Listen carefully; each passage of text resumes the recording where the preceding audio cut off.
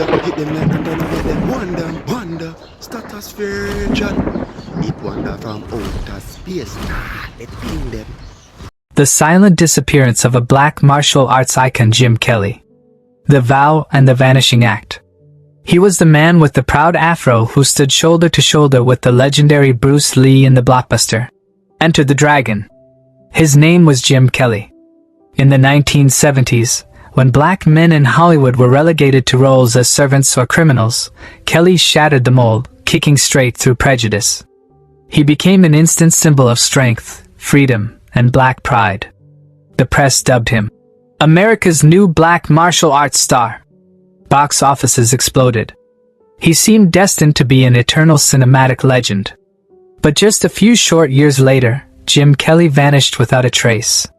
No scandal. No public feud. No farewell. Hollywood went silent, and so did Jim Kelly.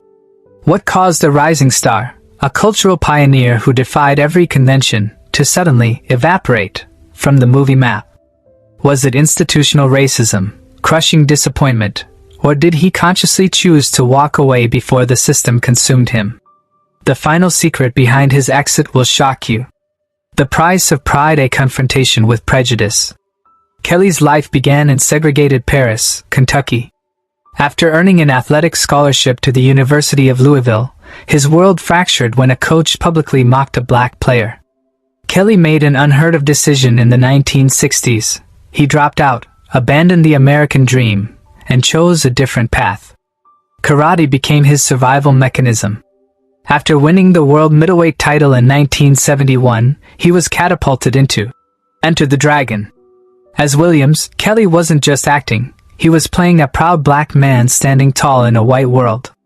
His presence was a cultural declaration, bringing the spirit of black power to martial arts cinema. Bruce Lee respected him so deeply he planned a future collaboration to define Kelly's star power. But fate intervened. Bruce Lee's death solidified Kelly's unwanted label. The Black Bruce Lee. I don't want to be the Black Bruce Lee. I want to be Jim Kelly. He famously declared cool, calm, and firm. The Hollywood betrayal, an unsigned blacklist. By the late 1970s, the blaxploitation era was collapsing. Hollywood reverted to its preference for white action leads like Stallone and Schwarzenegger. Black actors were forced back into sidekick roles, comic relief, or the first to die in horror films. Kelly expected more after the success of Black Belt Jones and 3 The Hard Way. But the scripts offered were the same tired stereotypes. I could tell what they wanted after reading just a few pages. They didn't want an actor. They wanted a symbol, and I didn't want to be their symbol anymore. His defiance was costly. He openly refused to play stereotypical, poor black cop roles or characters designed solely to elevate a white hero. This refusal earned him the insidious Hollywood label. Difficult. Rumors spread that his name was quietly added to the industry's unofficial blacklist, a shadow ledger reserved for talent that spoke up or refused to conform.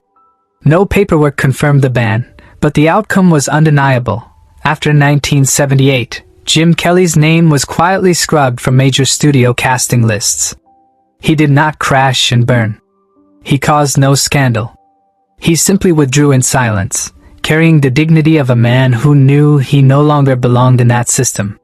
Shock, the quiet end of a warrior's journey. Kelly chose a path few expected. He did not succumb to the fate of many forgotten stars.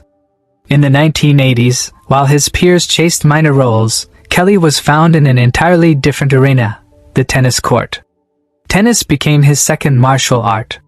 He competed on the USA senior men's circuit, even ranking in California's top 10. The startling transition from an international kung fu icon to a local tennis coach for seniors and teenagers was the ultimate act of humility. On the court, nobody cares who you are. All that matters is whether the ball goes over the net. I like that, he said with a simple smile. For nearly 30 years, he lived in quiet obscurity, guarding his personal life fiercely. His silence was his freedom. In the early 2010s, Jim Kelly was diagnosed with cancer. He kept the battle entirely private. He fought his toughest fight alone and in secret. On June 29, 2013, Jim Kelly passed away at his home at the age of 67. His wife, Marsha Bentley, issued a brief statement. Jim passed peacefully. He lived the way he wanted to, strong, quiet, and free. Even in death, rumors followed, with false claims about a choking incident or sudden stroke, a testament to his paradox. He was so quiet that when he died, the world had to invent noise just to make sense of him one last time.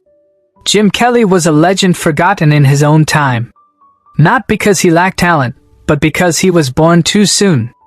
He was the black man too intelligent to obey, too proud to compromise, and too independent to be owned by Hollywood. His exit, calm, proud, and without a single complaint, was his final, victorious strike.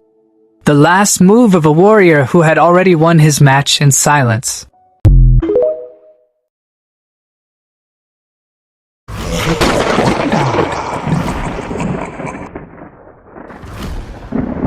Talk,